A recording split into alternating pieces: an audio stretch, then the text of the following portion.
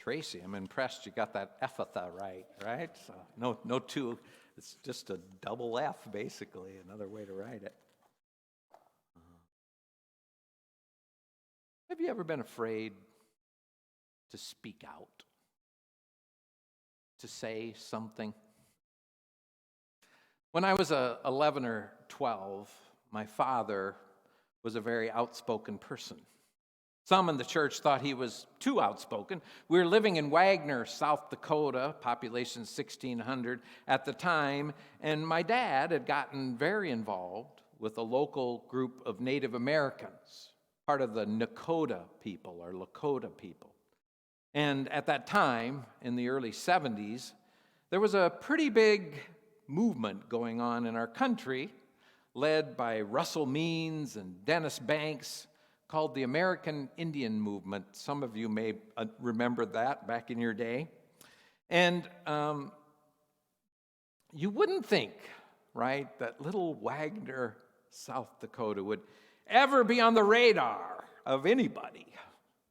But for just a couple years there, we were. There was a pork plant in Wagner, South Dakota, built by the tribe, but run by white folks. And it was supposed to make the tribe money, and it was supposed to provide a major labor market for the local Native Americans, but it failed miserably. Those who were running things were siphoning off money for their own purposes, and there was a handful of Native Americans who were employed, but mostly just white folks like me. So the American Indian movement moved in, and they sometimes met at our house. Our parsonage wasn't even our house. And my dad became very good friends with the leaders of the local Native American Indian movement, a great guy named Greg Zephyr. And if you remember, or go back and read about Dennis Banks and Russell Means, they weren't always the proponents of nonviolence. I mean, there was some pretty radical stuff being spit out at these meetings at our house. Well, my dad and the local guy, Greg Zephyr, kept things cool, and we pushed, and he pushed, and they pushed for nonviolence. But sometimes Russell Means and Dennis Banks were a little bit more forward. Eventually, things got so bad at the pork plant that Greg Zephyr, the local American Indian Movement organizer, took it over, right? Nonviolently. Took it over. You want to talk about a turning up the heat in that little town. Woo! Before we knew it, the lieutenant governor was down in Wagner. The local and national news was hanging out. And my dad, little old Bob McBride, pastor of Wagner United Methodist Church, actually got on TV and spoke, stating that he thought some of the claims of the local American Indian movement were worth looking into and legitimate, and he pleaded for a peaceful resolution to this conflict. Boy, talk about getting people mad. A week later, I was out playing basketball at the church with a group of my friends, and I was thirsty, so I went into the church kitchen. Often did. I knew how to get in and got a drink of water. And then all of a sudden, I heard a very unusual sound in our church. Yelling. Lots of yelling in the next room. The church's coordinating board was meeting, a meeting that usually had like 5 to 7 folks at the best. But this room was packed. And many of the people in the room were fathers of my friends, guys who were in the National Guard unit that was now surrounding the pork plant. And there was nobody who seemed to be happy at this meeting. I have never heard some of the words that were spoken, ever spoken in a church. And as these folks surrounded my dad in anger, my dad did not give in. He stood up courageously and rebutted.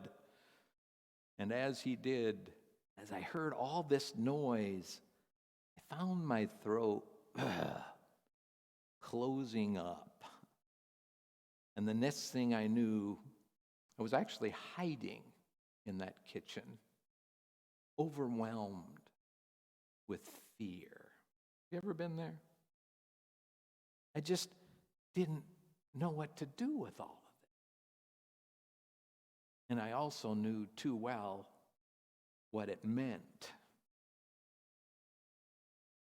That spring, my dad was moved, a great United Methodist trick. And all of us McBrides, family of 10, moved with him.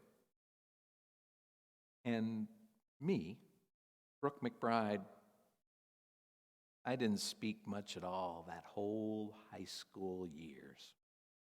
I was a 9th grader. Now, that might have been in part because I was moving to a great big school and I was kind of shy. But as I look back at it, the main reason was because I saw what speaking out did and how it affected me and my family and how it affected my father. And so I did not speak for fear. Does that ever happen to you? You go into counseling maybe. You're all bottled up. In some ways, you know that. Like the man in this scriptural story, you aren't hearing right. You've taken to days of silence. Better to keep it all in, you know. No one will understand. How can anyone possibly understand what you're going through? And so you keep it bottled up. Mute. For fear, if you let it out, you won't be able to control it. But if I know anything about pain, it has to have a way out, man. It has to have a way out. You can either find a way for it to go, healthy-wise, or it will erupt. Anger, you see, has to have a release, or it will enter the lives of your children. That's why you go to counseling. For your kids, man. For your spouse. Or you will so internalize it that it will start literally eating you inside out. Now, I've been and worked with several churches that have been dealing with sexual improprieties of some of their leaders. And by the way, I'm going to speak a little bit about this, so just warning for you. One in one of the churches I was working with, and it was always a past experience I was working with, but was a youth leader.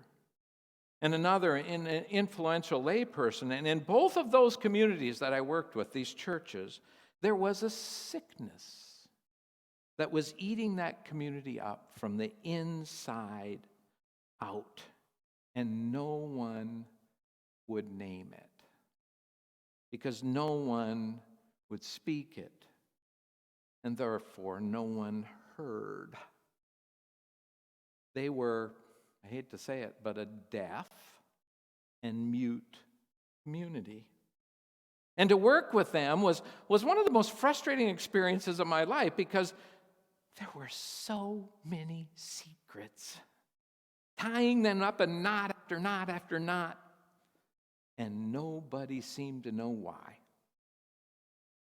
Oh, how I prayed for Jesus to come by and put spit and dirt in our ears and lay his hands on our mouth. Oh, how I prayed for those words to be spoken over my congregation. Ephphatha, be opened. But what I learned by serving in these communities was that was not quite how it worked. It wasn't one moment. You just can't demand it, right? Or even pronounce it sometimes. And if you look at the story, Jesus didn't either. Did you notice what he did before he commanded Ephphatha be opened?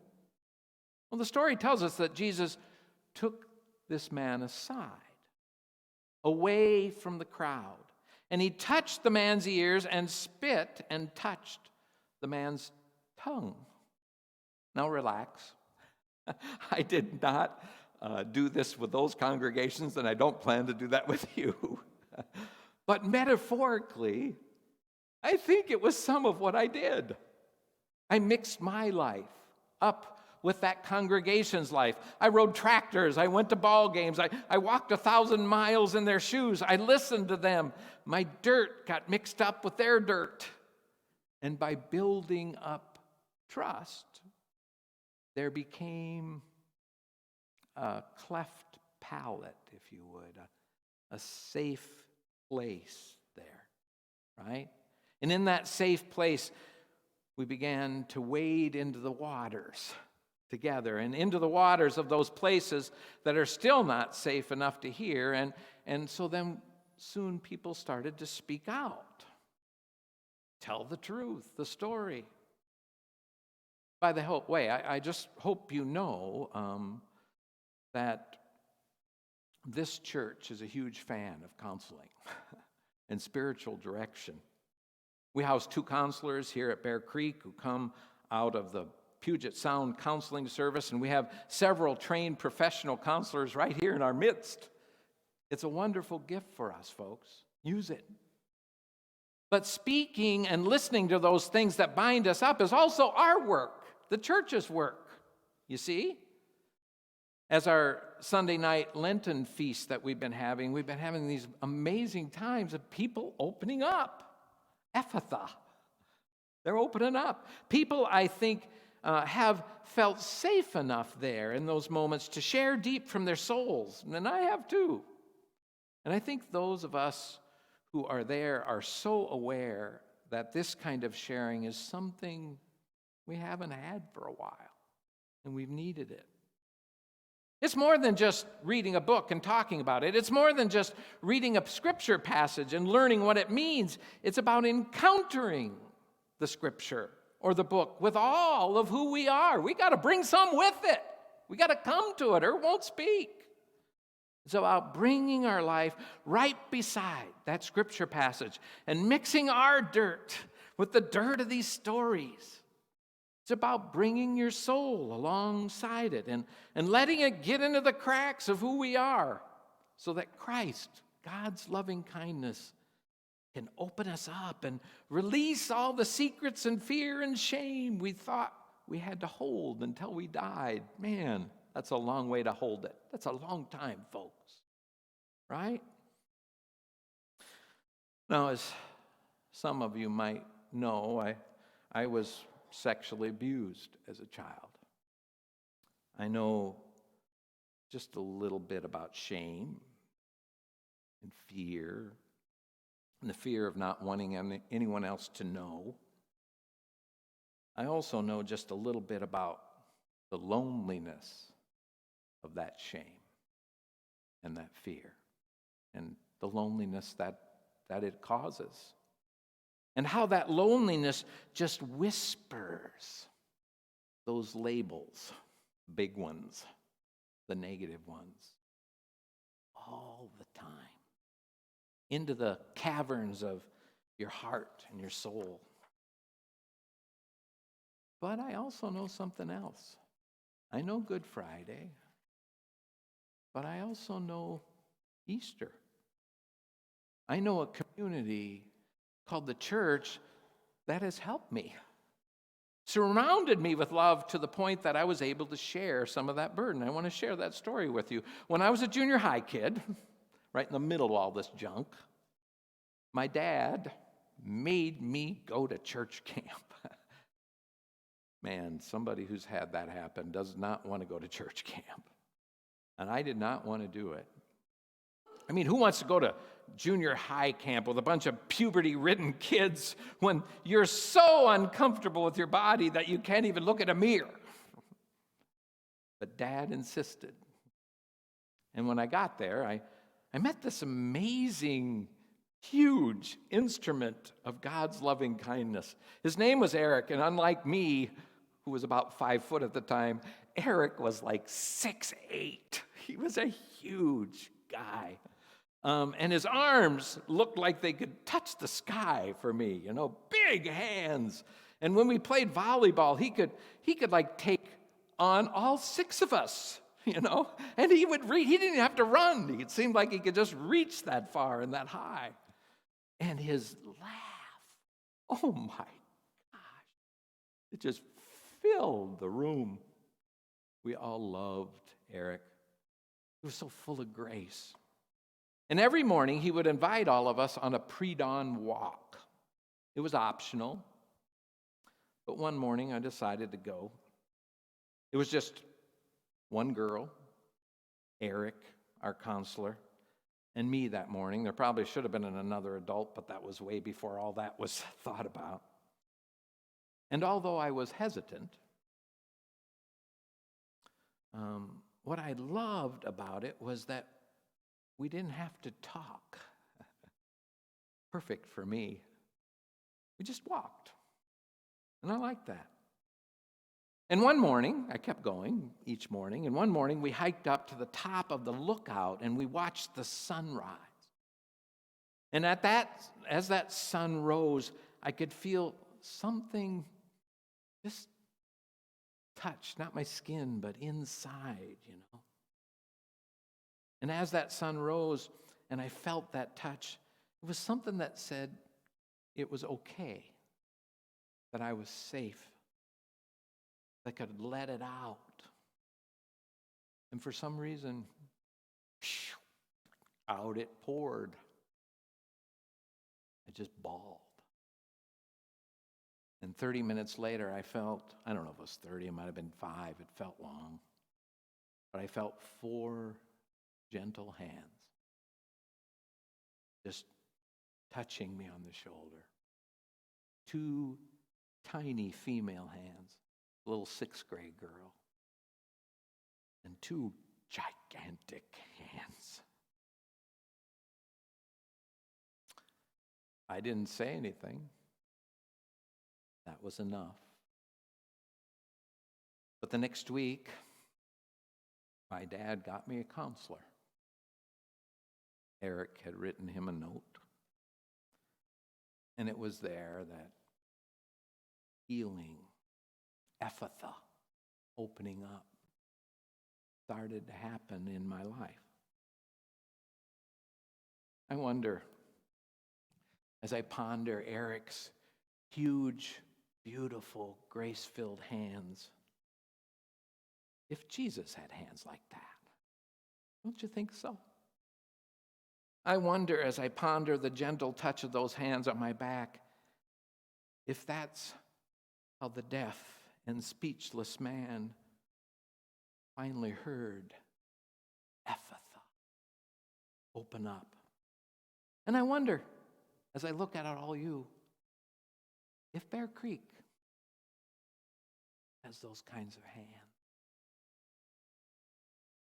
I wonder if God can flow through your hands, just like God flew and flowed through Eric's hands in such a way that we can become a body, a community so filled with this loving kindness and grace that it allows for those so afraid to finally feel safe enough to surrender to this grace we keep singing about that so surrounds us all.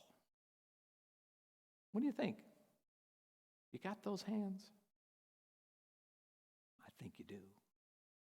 And I'm so thankful you're here. And all the people said,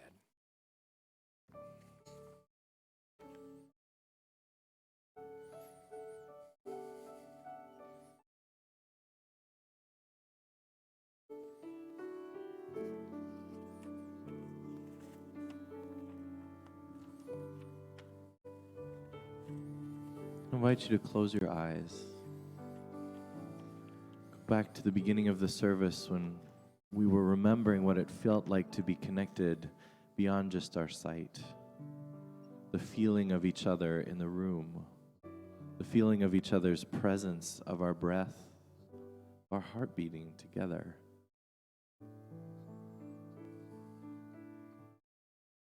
This is holy ground.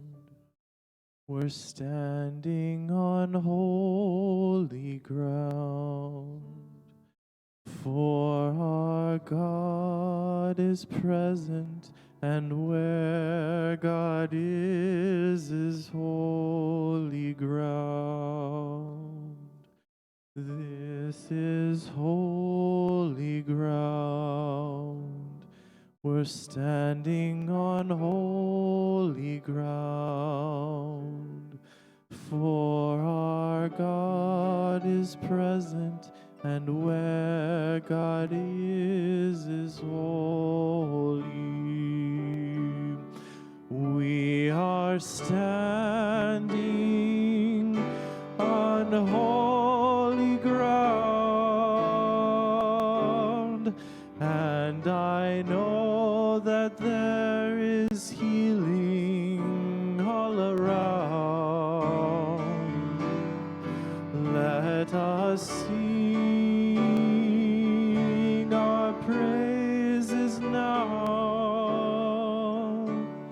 We are standing in God's presence on holy ground. Next verse, I want us to change the word. Instead of holy ground, holy hands. These are holy hands. God's given us holy hands. Here we go.